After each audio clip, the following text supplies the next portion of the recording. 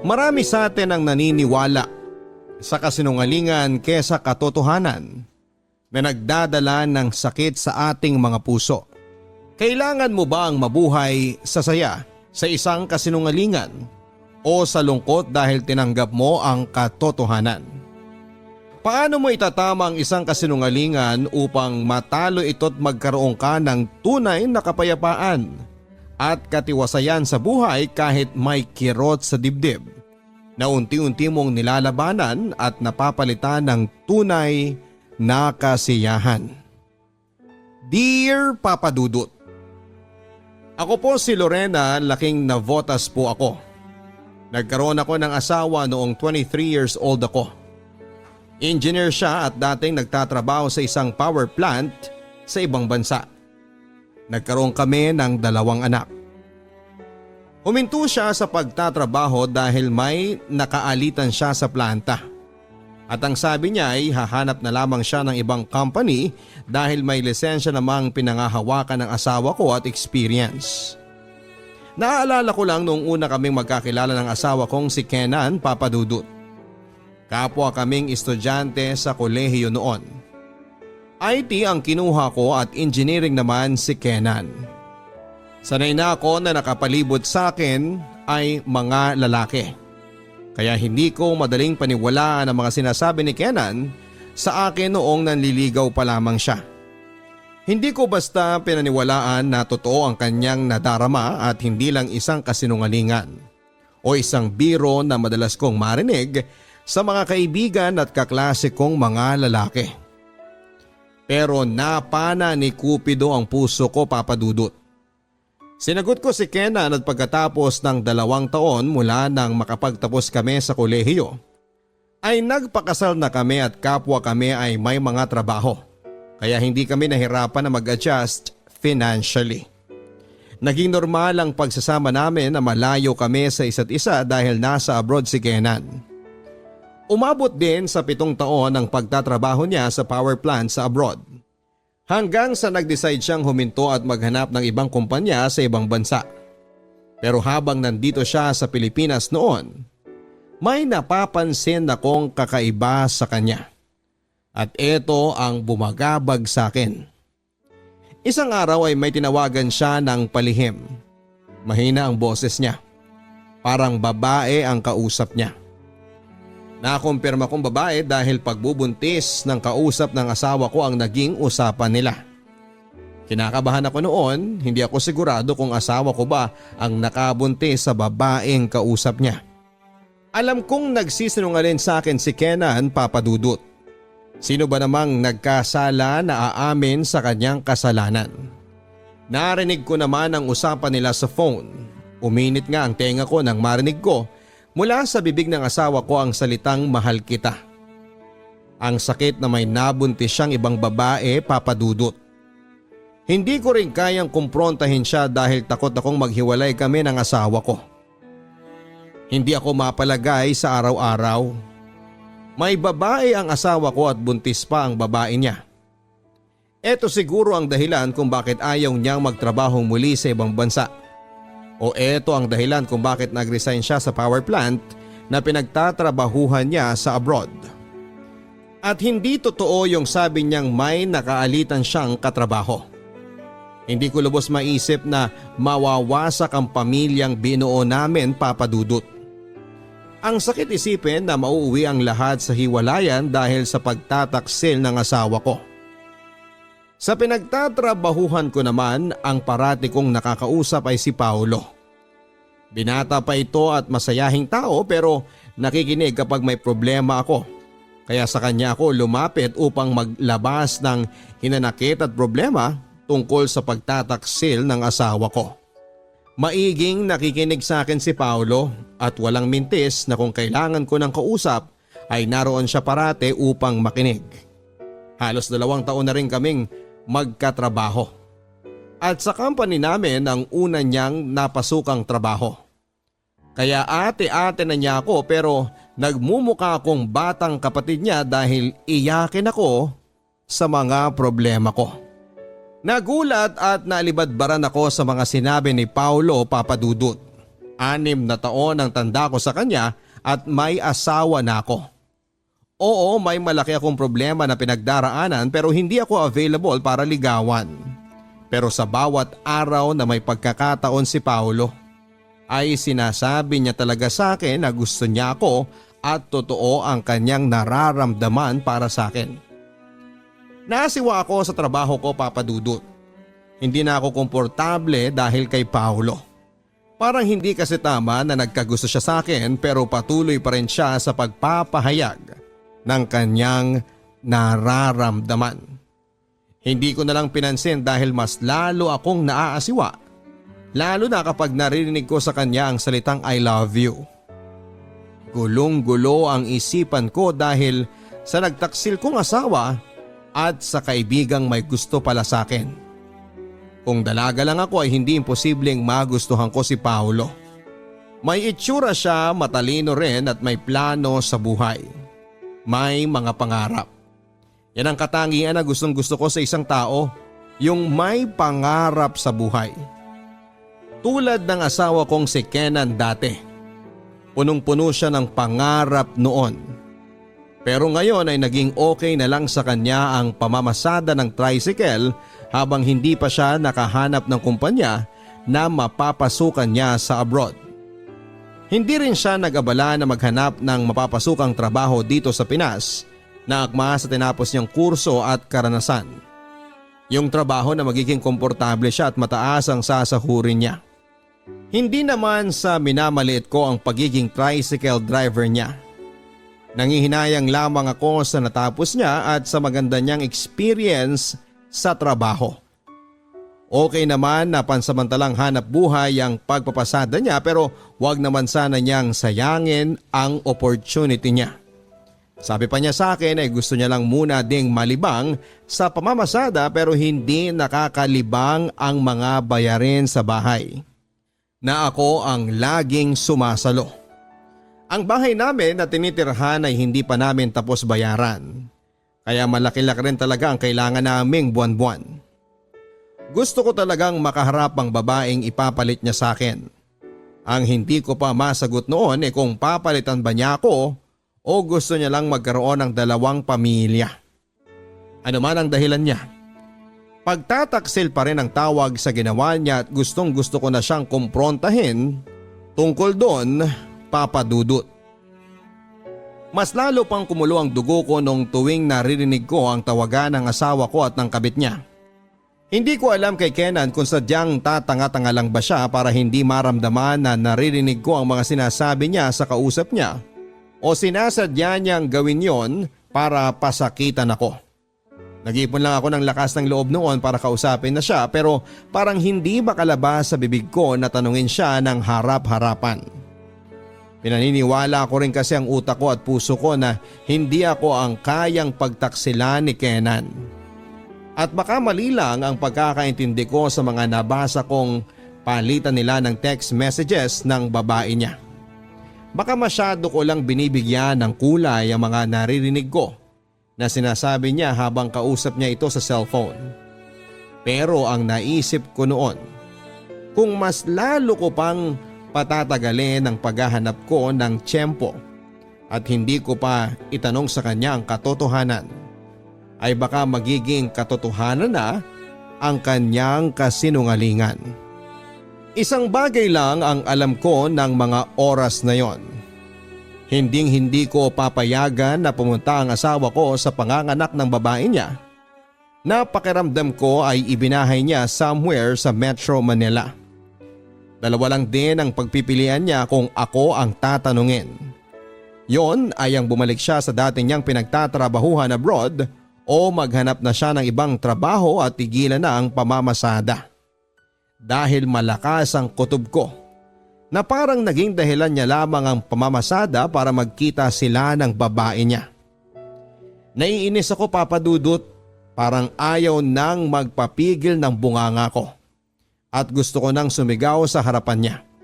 At tanungin kung bakit niya nagawang magtaksil sa akin. Kung bakit niya nakayanang magsinungaling sa akin. Hindi ko masabi sa kanya na narinig kong kinakausap niya ang babae niya sa cellphone. at nalaman ko na kung sino siya. Ronette ang pangalan ng babae, Papa Dudut. Gusto ko sanang makuha ang number ng babaeng yon at makaharap ito para kausapin na may asawa na ang karelasyon niya. Maraming mga tanong ang naglalaro sa isipan ko. Maganda ba siya kaya hindi nagdadalawang isip ang asawa ko na ipagpalit ako sa kanya? Mas masarap ba siyang magluto at mag-alaga? Mas masarap ba siya sa kama? Mas nasasarapan ba si Kenan sa katawan niya kesa sa katawan ko? Mas napapataas ba niya ang libido ng asawa ko sa mga ungol niya? Nakakaloka, Papa Dudut. Nakaramdam ako ng sobrang insecurity kahit na hindi ko pa nakita yung Ronette na yon. Umabot din ako sa punto na kakayanin kong magmakaawa na kay Ronette na layuan na at huwag nang makipagkita o makipag-usap sa asawa ko. Gagawin ko talaga ang lahat, Papa Dudut, dahil takot ako na baka hiwalayan ako ni Kenan. Mahal ko ang asawa ko at mga anak ko. Ayaw kong mawasak ang pamilya namin. Ang isa sana sa gusto kong mangyari ay makaalis na kaagad si Kenan papunta sa ibang bansa. Mas magiging kampante ako na malayo siya sa amin kesa na para akong buwang na nag-iisip sa tuwing nasa trabaho ako ay nagkikita silang dalawa. Ramdam at pansin ko sa kanyang mga mata sa huli naming pag-uusap na nagsisinungaling ang asawa ko. Wala akong ibang makausap tungkol sa problema ko kundi si Paulo, Papa Dudut. Ayaw ko man kasi madalas pag nagkikita kami ay naiilang ako sa mga panunuyo niya sa akin. Pero kailangan ko talaga ng panahon na yon ng makakausap. Takot akong sabihin sa mga kapatid ko o sa mga magulang ko ang tungkol sa sitwasyon ko. Baka sila pa ang mas magwala kesa sa akin. Hindi ko na alam, Papa Dudut, kung ano ang gagawin ko kay Paulo dahil gusto niya raw talaga ako. At sa totoo lang may nararamdaman na rin ako para sa kanya. Matapos ang mainit na mga halik na pinagsaluhan namin. Alam mo kasi, Papa Dudut, hindi siya mahirap mahalin dahil sa ugali niyang maaruga at maalalahanin. Wala siyang paligoy-ligoy, kung may gusto siyang sabihin ay sinasabi niya kaagad. Kaya hindi ko makita o maramdaman na nagsisinungaling siya nang sabihin niyang mahal niya ako.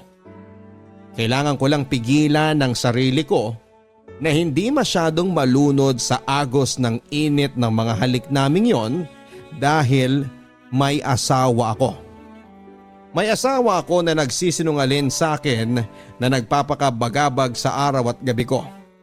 Nagpapaluha sa akin na baka pagising ko isang araw ay wala na siya sa piling ko at tuluyan ng sumama sa babae niya at sa anak nila. Bakit ganon ang pinagdadaanan ko?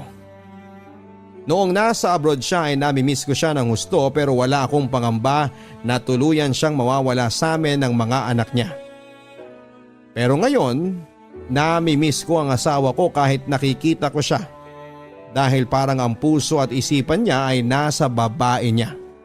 At natatakot akong mawala siya dahil baka mauwi sa hiwalayan ang lahat. Tinuloy pa rin ni Paulo ang panliligaw niya sa akin, Papa Dudut. At sa araw-araw ay patuloy pa rin ako sa pagsabi sa kanya na tigilan na niya ako at humanap na lamang siya ng ibang babae na single at hindi yung tulad ko na may asawa na. Kung anong sigasig ni Paulo sa panliligaw sa akin ay siya ring sigasig ng asawa ko sa kabit niya. Awang-awa ako sa sarili ko dahil wala na akong ginawa kundi ang umiyak. Dahil nakakaramdam na ako ng kawalan ng pag-asa na makaharap ko pa si Ronette dahil hindi ko pa rin nakuha ang number niya. Alam kong ang babaw para sa marami pero hindi ko kasi talaga kaya ang komprontasyon. Takot ako.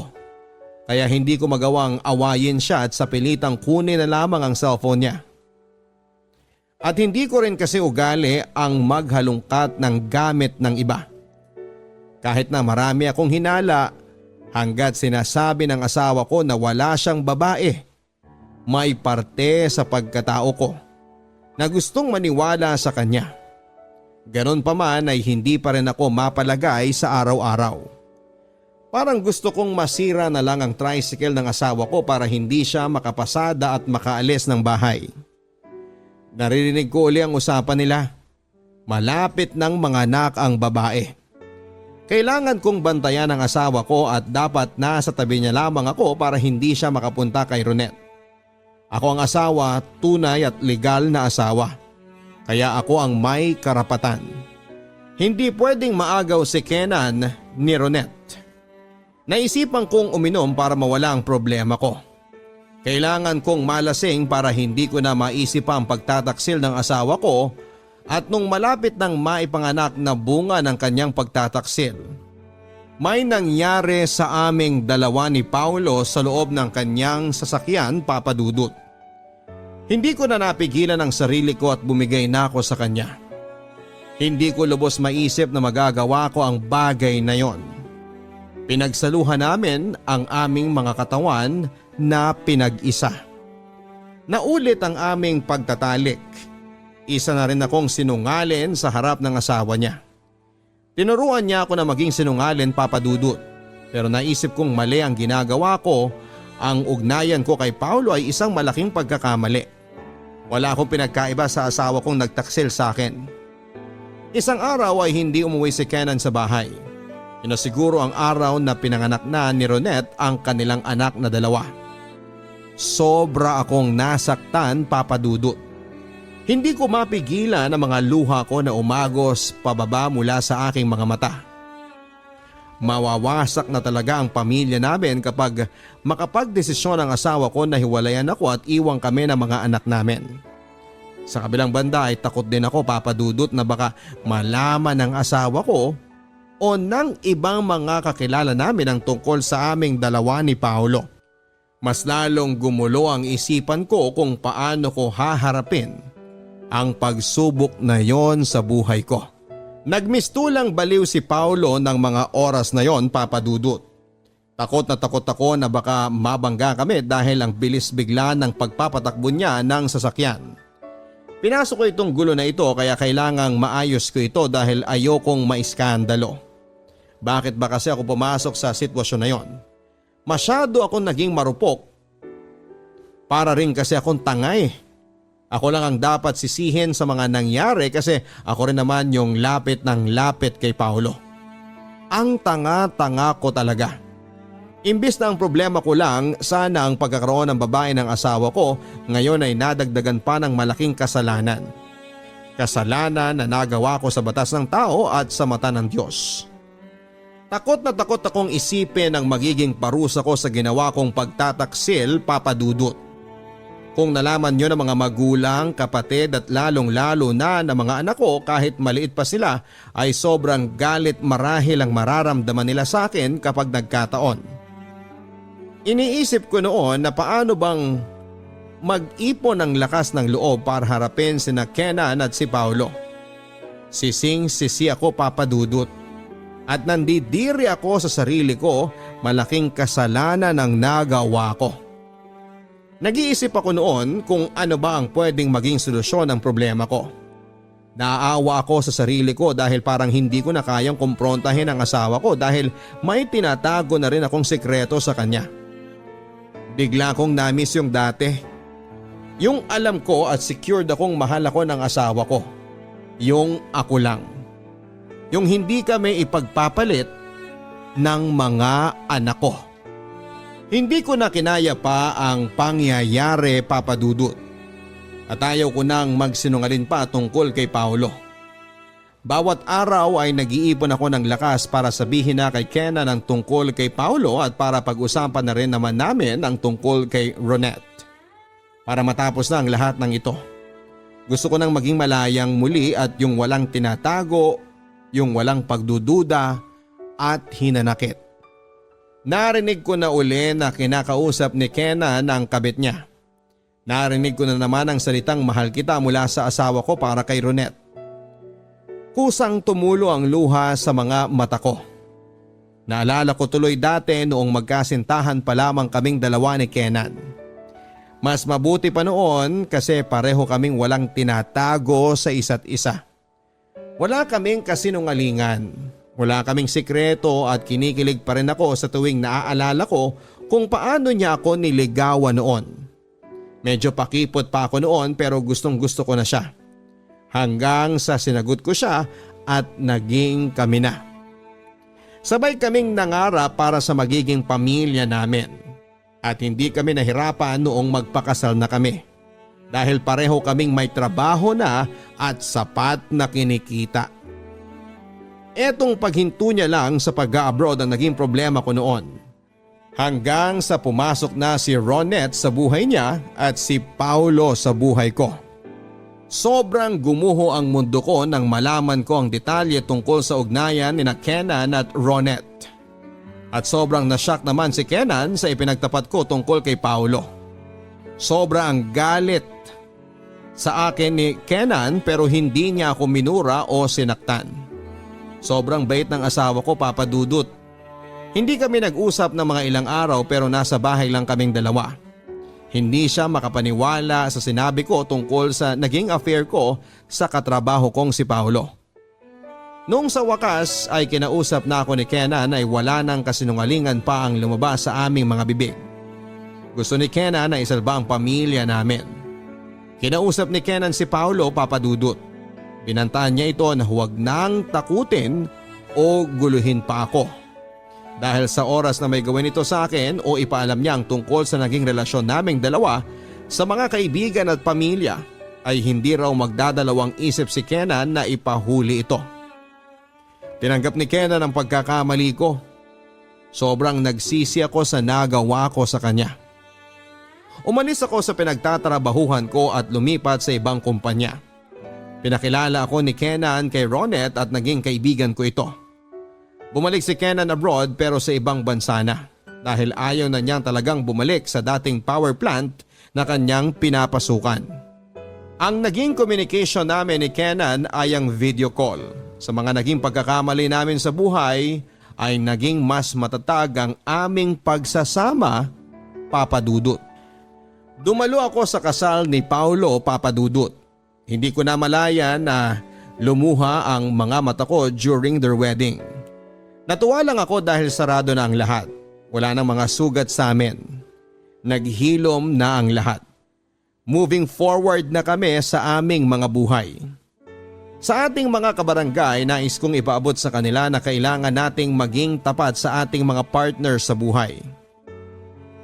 Kapag may pagdududa o narinig na kung ano, importante na ito'y pag-usapan kaagad.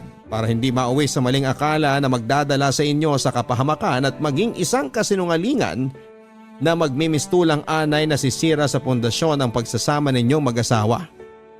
Sana rin ay marunong tayong magpatawad. Yung pakinggan muna ang sasabihing paliwanag ng inyong asawa upang hindi mauwi sa hiwalayan na siguradong ang mga anak ang higit na maaapektuhan. Sana may nakuhang aral ang ating mga listeners sa kwento ng aking pag-ibig, buhay at pag-asa. More power po sa inyo, Papa Dudut, at nagpapasalamat ako at may programang katulad nito dahil napapakinggan ng maraming tao ang kwento ng pangkaraniwang tao na katulad ko. Idol na idol ka po namin, Papa Dudut. Lorena. Mga kaibigan, tamang duda, tamang hinala. Yan yung likhang isip na siyang nagiging dahilan kung bakit may mga taong nasasaktan. Isa rin po ito sa mga dahilan kung bakit palaging may nag-aaway at may nagaganap na hindi pagkakaunawaan sa isang relasyon.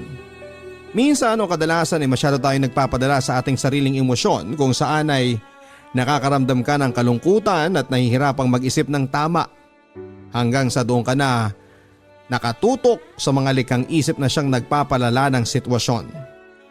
Alam po ninyo may mga bagay naman kasi na pwedeng daanin sa usapan. Minsan, galit na siya, magagalit ka rin. Paano ninyo masusolusyonan ang mga problema ninyo?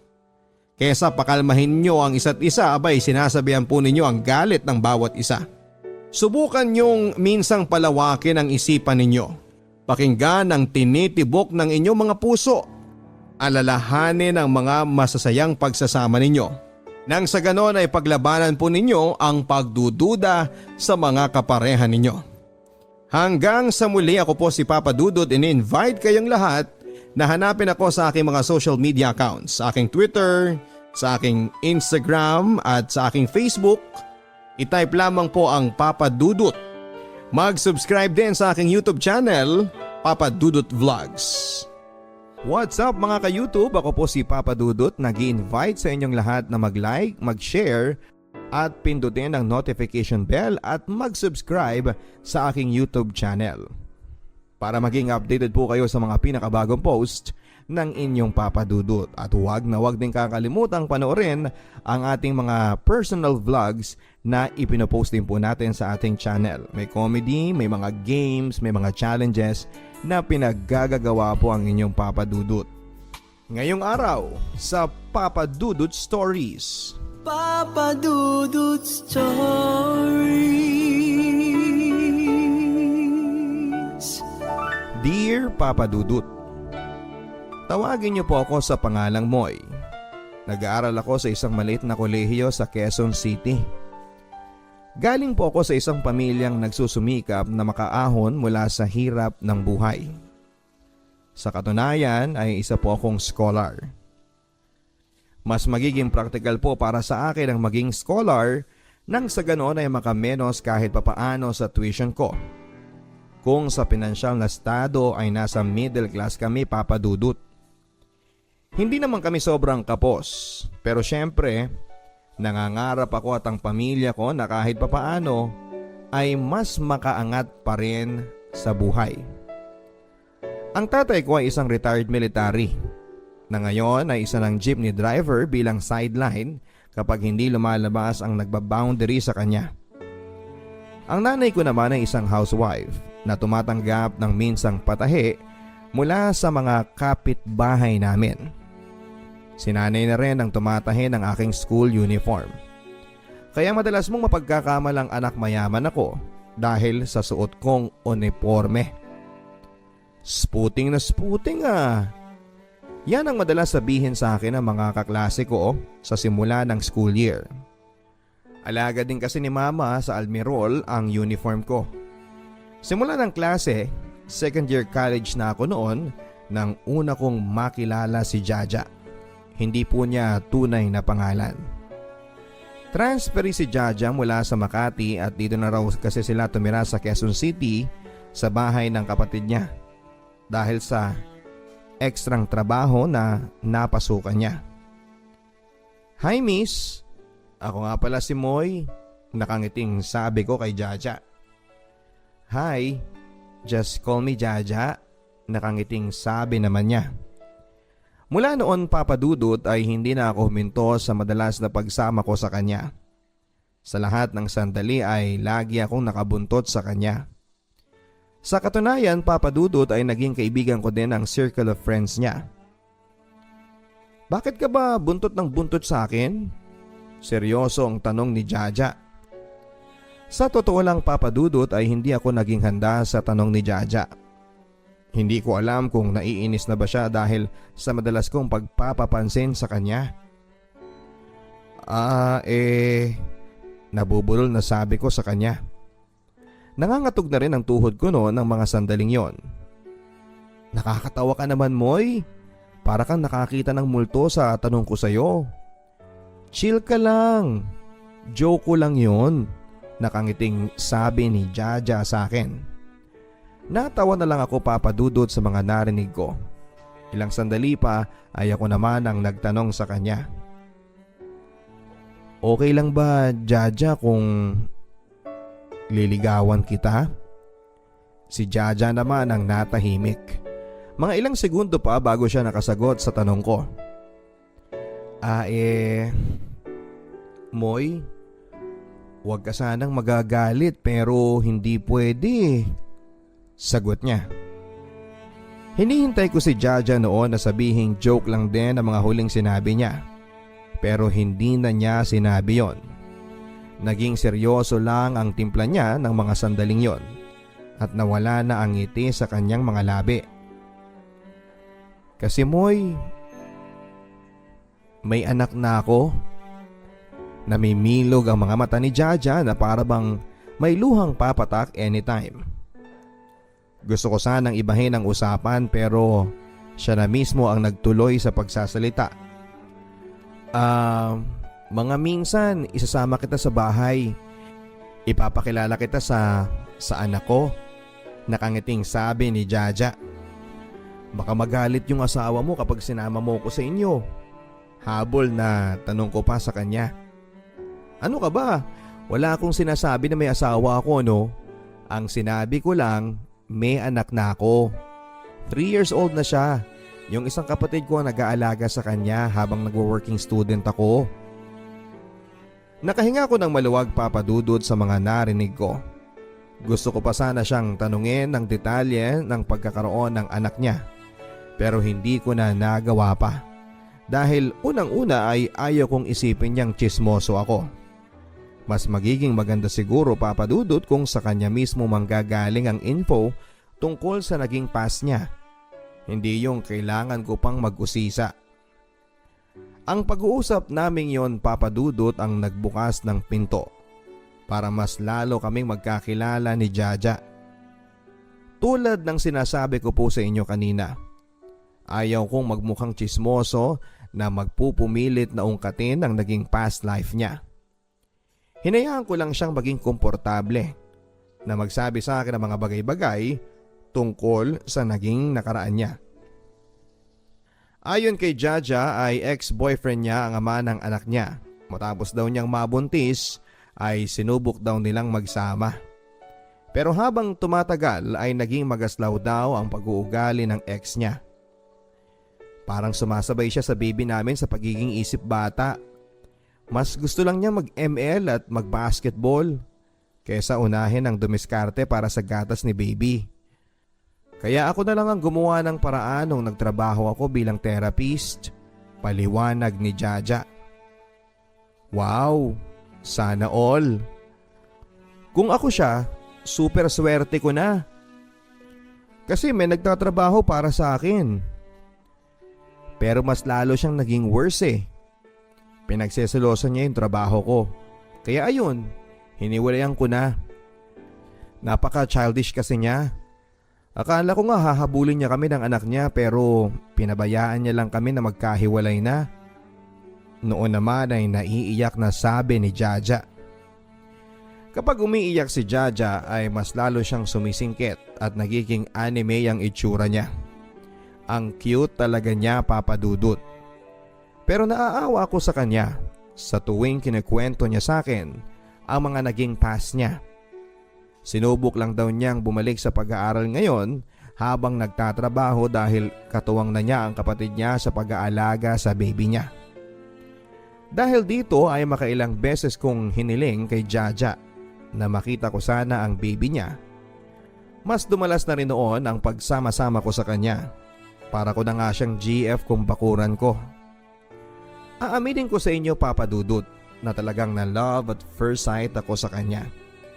Pero mas lalong na-develop sa akin ang pagmamahal nang nakilala ko siya ng personal. At nakilala ko ang kabutihan ng puso ni Jaja. Mahal na mahal niya ang baby niya at lahat ng sacrifices ay gagawin niya para lamang kay baby.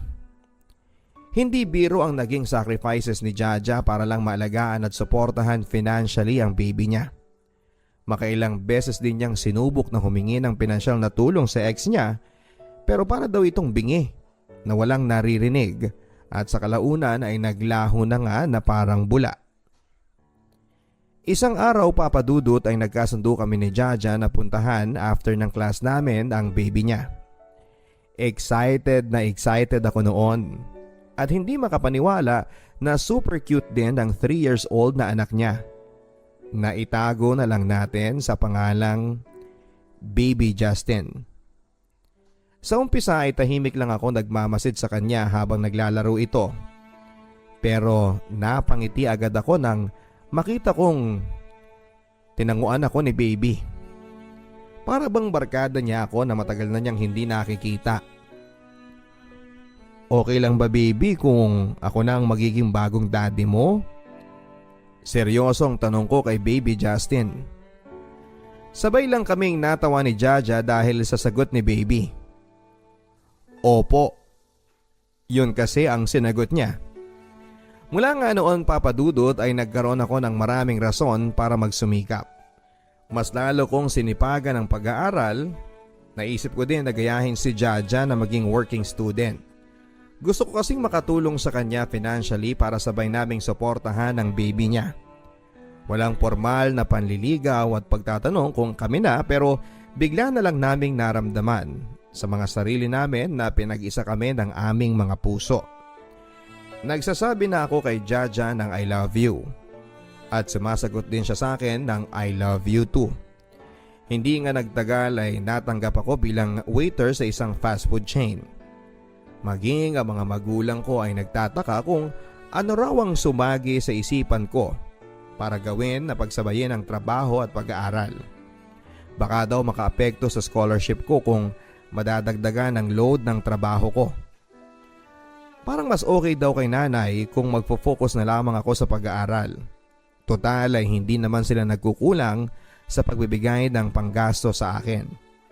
Hindi ko na lamang sinabi sa kanya ang mas malalim na dahilan ko para magkapera. Naging open kaming dalawa ni Jaja sa klase na kami na ay into relationship. Lahat ng mga close friends namin ay kilig na kilig sa naging revelation naming dalawa. Naging smooth ang relasyon naming dalawa papadudot sa tuwing payday. Ako na mismo ang nag-aabot ng kusa kay Jaja para may pandagdag siya sa mga panggastos niya kay Baby Justin. Nung una ay tinatanggihan pa niya. Pero ako na mismo ang nagpumilit at sinabing para kay Baby Justin ang pera na pinaghirapan ko. Naiiyak pa nga si Jaja noong pumayag na siyang tanggapin ang pera. Naging legal kaming dalawa sa mga parents ni Jaja. Natutuwa nga daw sila dahil sa wakas ay natagpuan na ni Jaja ang isang seryosong relasyon. Nakiusap lang sa akin ang mama niya na huwag daw kaming magmamadali. Ngayon lang daw ulit nakakabangon si Jaja mula sa pagkakadapa niya, kaya sana ay huwag daw naming gawin ang mga bagay na pwedeng makasira pa sa mga pangarap naming dalawa.